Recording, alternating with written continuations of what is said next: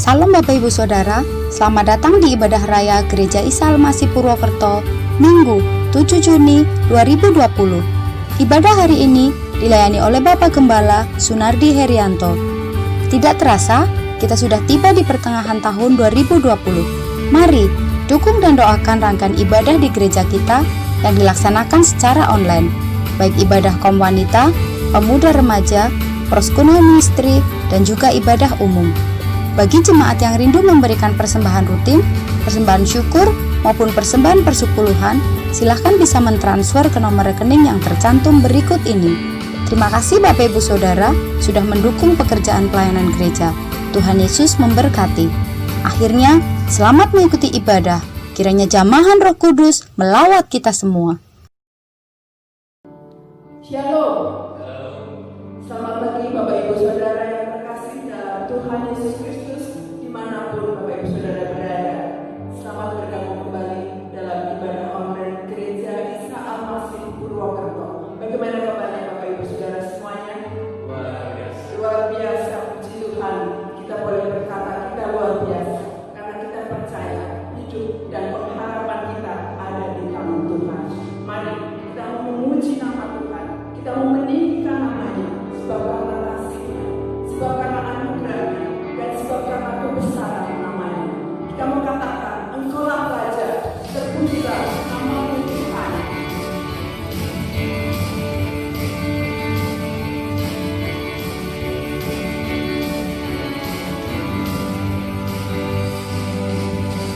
Terpujilah nama-Mu Tuhan, kuat dan penuh kemuliaan. Satu suara kami nyatakan, kebesaran-Mu kekal selamanya. Terpujilah nama-Mu Tuhan. Terpujilah nama-Mu Tuhan, ajaib dan penuh keagungan. Satu hati kami nyatakan, kerajaan-Mu kekal selamanya.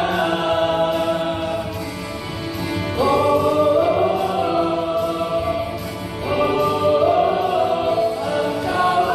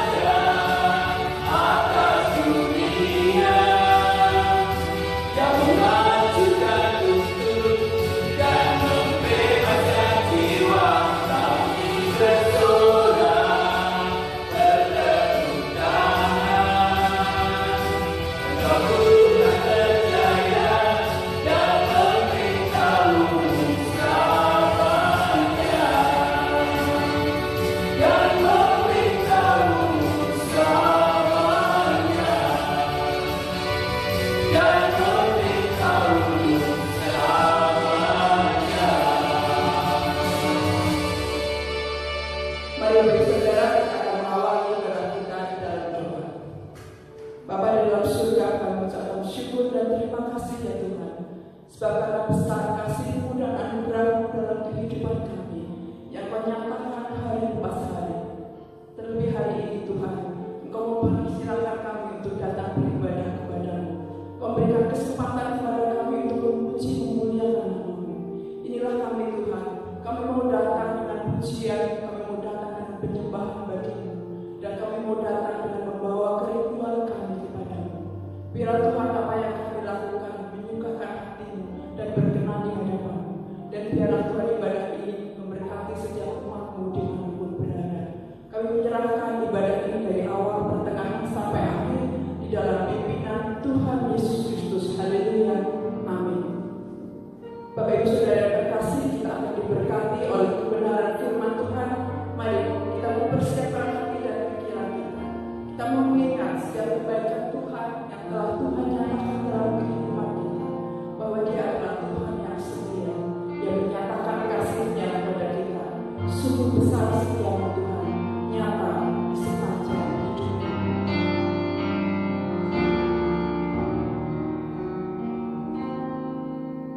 Sungguh besar setiamu,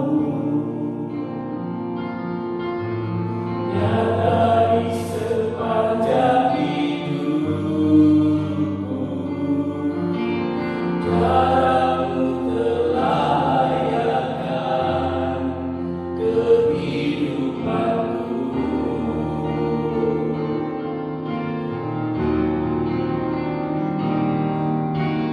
Tiada kata yang bisa melukiskan indahnya Kau Tuhan. Bagimu segala pujian dan kemuliaan.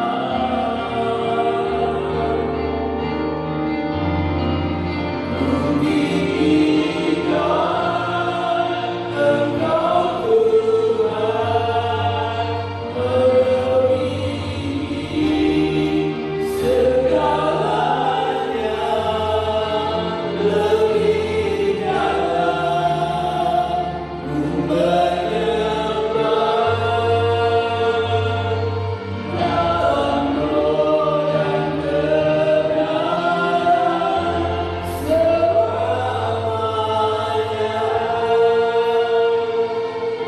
Sungguh besar setia-Mu Tuhan.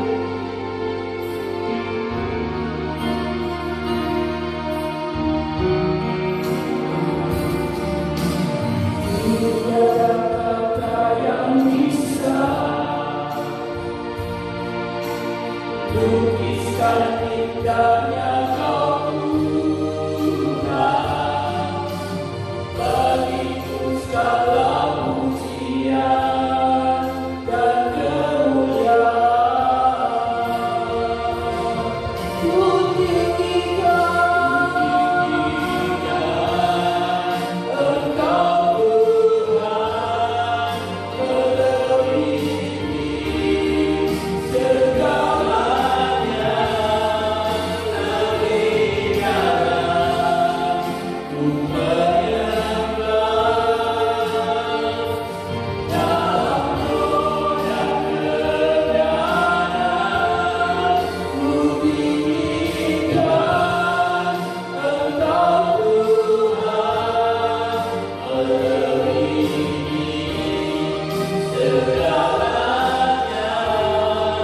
melebihi segalanya,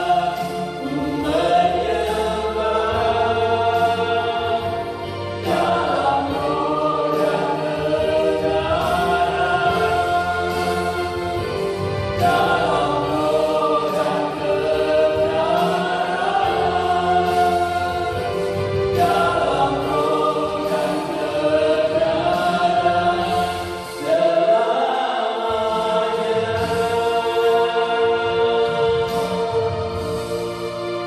Waktu selanjutnya saya serahkan kepada Bapak Tuhan yang akan melayani. Shalom, selamat pagi Bapak Ibu dan saudara sekalian. Tanggal 7 Juni 2020 kita bertemu kembali dalam perenungan firman Tuhan dalam ibadah pagi ini. Saya akan menyampaikan dengan judul Membangun Kepuasan Hidup Kristen. Membangun kepuasan hidup Kristen. Pada pokoknya adalah kepuasan hidup. Kalau kita bicara soal kepuasan hidup sekarang ini, kalau kita bertanya kepada siapa saja, tentunya bahwa sekarang ini berada dalam kepuasan hidup yang paling rendah. Banyak orang tidak puas dan bahkan banyak orang kecewa. Contohnya, kalau kita bertanya mengenai ekonomi, banyak gangguan dan godaan, pembatasan, keamanan, orang khawatir di mana-mana. Kemudian mengenai pendidikan, sungguh menyedihkan sampai sekarang ini. Dan bahkan mengenai kesehatan, betul-betul menakutkan. Dan ibadah dihentikan secara massal, harus dibatasi sedemikian rupa, dan hubungan-hubungan sosial dihentikan. Sehingga tingkat kehidupan kita sekarang sungguh-sungguh tidak puas. Tetapi saat ini kita akan belajar bahwa dari firman Tuhan kita diajar, kita bisa membangun kehidupan yang puas. Bagaimana kita bisa membangun kehidupan yang puas? Mari kita belajar dari firman Tuhan yang diambil dari Filipi pasal 4 ayat 11 sampai 13. Filipi pasal 4 ayat 11 sampai 13. Saya bacakan untuk Bapak Ibu Saudara. Kukatakan ini bukanlah karena kekurangan, sebab aku telah belajar mencukupkan diri dalam segala keadaan. Aku tahu apa itu kekurangan dan aku tahu apa itu kelimpahan. Dalam segala hal dan dalam segala perkara tidak ada sesuatu yang merupakan rahasia bagiku, baik dalam hal kenyang maupun dalam hal kelaparan, baik dalam hal kelimpahan maupun dalam hal kekurangan. Segala perkara dapat kutanggung di dalam Dia yang memberi kekuatan kepadaku. Bapak, Ibu, dan saudara sekalian, surat Filipi ditulis Paulus dari penjara di kota Roma. Nah, ketika Paulus di penjara ini, jemaat Filipi sudah 2 kali mengirimkan bantuan finansial kepada Paulus. Lalu dalam surat ini Paulus ingin menyampaikan ucapan terima kasih, bahwa sebenarnya Paulus tidak meminta bantuan itu, tetapi jemaat yang memberikannya. Sehingga Paulus menganggap pemberian ini adalah pemberian yang luar biasa, berkesan. Bukan berarti banyaknya pemberian dan hebatnya pemberian, tetapi luar biasanya buah dari hati orang yang memberi, karena Rasul Paulus melihat bahwa jemaat di kota Filipi juga dalam keadaan kekurangan. Nah, kalau kita melihat dari surat yang kita baca ini tadi, ternyata Paulus mengajarkan kepada jemaat bagaimana membangun hidup Kristen yang puas, membangun hidup Kristen yang mantap di dalam Tuhan. Kita selidiki ada 3 hal yang menjadi rahasia bagaimana Paulus menunjukkan bahwa dirinya telah sungguh-sungguh mengalami kepuasan hidup secara Kristiani.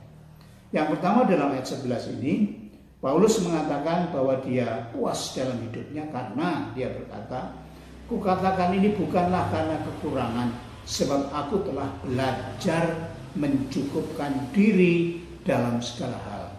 Paulus mengatakan, aku telah belajar mencukupkan diri. Jadi Paulus merasa cukup dalam kehidupannya, merasa puas dalam kehidupannya, secara ekonomi, secara keadaan, karena sudah belajar. Kata yang dipakai adalah belajar. Belajar itu adalah memperhatikan, kemudian mengolahnya sedemikian rupa sehingga menjadi sesuatu kebenaran di dalam kehidupan. Memakan waktu untuk mengenal batasan dalam hidupnya, untuk mencoba membuat keputusan-keputusan dan juga sasaran-sasaran dan mengingat kemampuan-kemampuan.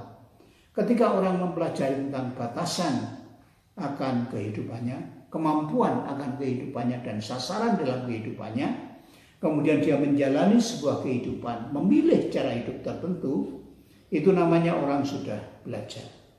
Paulus dari penjara Paulus 2 kali menerima bantuan dan Paulus mengatakan, aku merasa puas. Jadi ternyata kepuasan hidup Kristen itu harus dipelajari. Tidak datang sendiri. Kepuasan hidup Kristen itu seseorang harus mengenal batas-batasan dalam hidupnya. Harus mengenal kepatutan. Patutnya ini seberapa. Memang kalau kita hidup di dalam dunia ini, pada waktu kita masih kecil ditanya apa cita-citamu, membuat orang menggantungkan cita-citanya setinggi langit. Tetapi kalau orang sudah usia 40 tahun ke atas, bahkan 50, sudah nggak punya cita-cita lagi, dan itu harus mengenal batasan dalam hidupnya, harus belajar kepatutan dalam hidupnya, dan akhirnya orang harus berada dalam keadaan apa yang dipercaya dan mengatakan, aku telah mempelajari hidup ini, dan akhirnya ini yang aku putuskan, yaitu puas di dalam Kristus. Lalu yang kedua, Rasul Paulus menegaskan bagaimana ia bisa menjadi puas, bisa membangun hidup Kristen yang puas. Dikatakan dalam ayat 12, aku tahu apa itu kekurangan, aku tahu apa itu kelimpahan. Kemudian Paulus mengatakan, aku sudah tahu rahasia, baik itu kelimpahan, baik itu kekurangan, baik itu kenyang, baik itu lapar. Paulus katakan, aku tahu apa itu kenyang, aku tahu apa itu lapar. Sehingga semua keberadaan sudah dipelajari oleh Paulus. Kalau kita ingat, Paulus yang dulu namanya Saulus adalah seorang pemimpin agama Yahudi. Dia bukan orang miskin yang menjadi kaya, sehingga keinginannya makin bertambah. Tetapi Paulus itu seorang kaya yang memiskinkan dirinya, yang memutuskan untuk menjadi miskin karena sebuah keyakinan bahwa di dalam Kristus, pengabdian kepada Kristus lebih utama daripada segalanya. Sehingga kita dapati bahwa ketika dia berkata, aku tahu rahasia, itu adalah pengalaman pribadi yang dia alami, bahwa dia sungguh-sungguh pernah kelimpahan, sungguh-sungguh pernah kekurangan, bukan idealisme, bukan angan-angan, bukan lamunan. Sehingga ketika dia berkata, aku tahu segala rahasia dan memutuskan aku mencukupkan diri dalam Kristus, itu adalah sebuah keputusan iman yang luar biasa. Bapak, Ibu, dan saudara sekalian, yang dikatakan Paulus ini benar dalam kehidupan kita. Tidak pernah kita merasa betul-betul penuh cukup, kecuali kita membatasi diri kita. Paulus juga berkata dalam 1 Timotius, apabila ibadah itu disertai rasa cukup, maka ibadah itu membawa keuntungan. Kehidupan kita sekarang ini apabila disertai rasa cukup dalam ibadah, maka akan membawa keuntungan. Hidup kita menjadi tenang. Kita tidak khawatir akan apa yang terjadi dan tidak takut mengenai apa yang bakal terjadi. Sebab kita tahu bahwa segala perkara itu ada di tangan Tuhan Yesus. Jadi sekali lagi aku ingatkan, bagaimana membangun hidup Kristen yang puas. Yang pertama adalah aku telah belajar. Yang kedua, aku tahu rahasia. Dan yang ketiga, dikatakan dalam ayat 13, aku tanggung dalam Dia. Dia itu Tuhan Yesus. Dikatakan, segala perkara dapat kutanggung di dalam Dia yang memberi kekuatan kepadaku. Bapak, Ibu, dan saudara sekalian, dalam kesimpulan atau pelajaran utama yang ingin disampaikan adalah bagaimana seseorang itu bisa menanggung segenap perkaranya di dalam Tuhan Yesus. Artinya dia punya iman, bisa mempercayai Tuhan Yesus, tidak mencurigai Tuhan Yesus akan menyengsarakan hidup kita. Meskipun kesengsaraan, kesulitan tiba, itu adalah bagian daripada kita mengiring Yesus. Paulus dengan penuh keyakinan berkata, segala perkara dapat kutanggung, sanggup ditanggung. Bukan dia yang menanggungnya, tetapi dalam Dia, dalam Yesus. Tentu kita tahu bahwa Tuhan Yesus adalah sungguh-sungguh Tuhan yang bertanggung jawab kepada orang-orang yang mengasihi Dia. Apalagi kalau kita mengasihi Dia dengan sungguh-sungguh dan menyerahkan hidup kita, Ingatkah Bapak Ibu tentang peristiwa 5 roti dan 2 ikan? Ketika ada 5.000 orang membutuhkan makan, Tuhan memberikannya dengan cukup. Hanya dengan mengangkat tangan, memberkati 5 roti dan 2 ikan, cukup untuk 5.000 orang dan cukup masih bersisa 12 bakul. Tuhan Yesus memikirkan, berbelas kasihan dan bisa mencukupi apa yang dibutuhkan. Kemudian, bukankah Tuhan Yesus sudah berkata, ingat, jangan khawatir apa yang kau makan dan apa yang kau minum. Itu dicari oleh bangsa-bangsa yang tidak mengenal Allah. Tetapi apabila kita mengiring Tuhan Yesus, itu semua akan dicukupkan kepadamu. Dan Tuhan Yesus juga mengajar bahwa jangan khawatir akan hidupmu. Kalau engkau khawatir, kekhawatiran itu tidak menambahkan sejengkal saja di dalam hidupmu. Jadi lebih baik kita mengatakan segala perkara, baik kekurangan, kelemahan, kesehatan, kesakitan, penderitaan, aku dapat menanggung dalam Dia, di dalam Tuhan Yesus. Kalau Yudas Iskariot saja dipelihara oleh Tuhan Yesus, diberikan jabatan, diberikan kecukupan, sampai hari terakhir dia melaksanakan rencananya, menggulingkan Tuhan Yesus, mengkhianati Tuhan Yesus. Tuhan Yesus masih memberinya roti kepada dia. Itu membuktikan bahwa Tuhan Yesus sungguh-sungguh bisa diandalkan dalam hidup ini.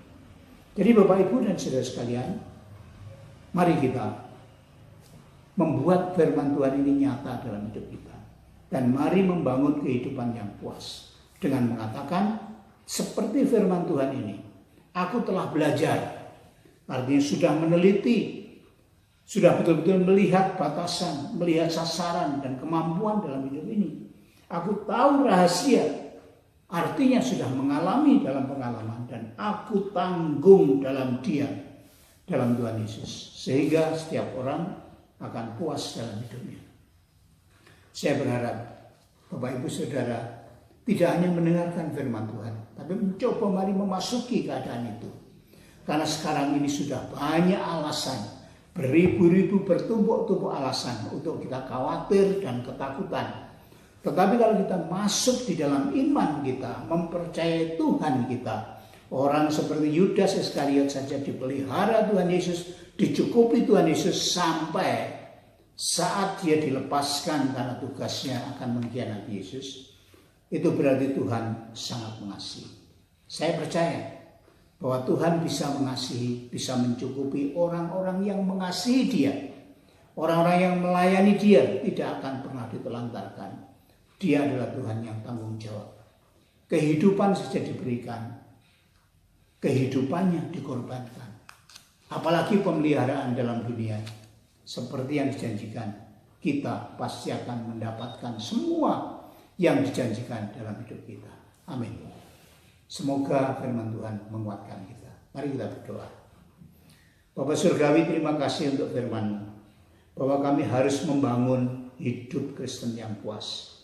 Bukan kami diberi, bukan kami mendapat, bukan karena perjuangan, tetapi kami harus membangunnya. Membangunnya tidak berdasarkan materi yang ada dalam dunia, tetapi berdasarkan belajar dalam Tuhan Yesus, berdasarkan pengalaman dalam Tuhan Yesus, dan berdasarkan kekuatan Tuhan Yesus dalam hidup saya. Tolonglah Bapa setiap jemaat, supaya bisa mengandalkan Engkau, percaya kepadamu, menjauhkan khawatir dari hidupnya, tidak membiarkan hatinya dikuasai kekhawatiran, tapi dengan tenang, dengan nyaman terus berjalan dengan Tuhan. Karena Tuhan Yesus bertanggung jawab. Ketika Dia memanggil, ketika Dia menyelamatkan, Dia pasti akan memimpinnya sampai akhir nanti. Terima kasih Tuhan untuk firman-Mu, dan terima kasih untuk umat-Mu. Mari kiranya Kau menolong satu persatu, menyanggupkan kami melewati hari-hari kami bersama dengan Tuhan. Terima kasih, dan kami menyerahkan seluruh umat-Mu ke dalam tangan-Mu. Mari ulurkanlah tangan berkat-Mu ya Tuhan. Limpahkanlah kepada kami berkat-berkat jasmani dan rohani. Cukupkanlah perlindungan-Mu, berikanlah kepada kami kekuatan-Mu, sehingga kami sanggup, kuat, dan kokoh di dalam Engkau.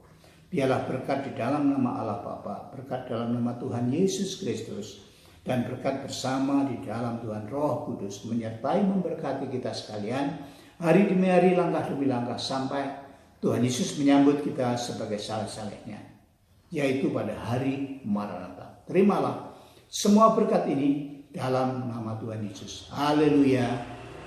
Amin. Terima kasih Bapak Ibu. Sampai ketemu kembali di dalam periode ibadah berikutnya. Tuhan memberkati.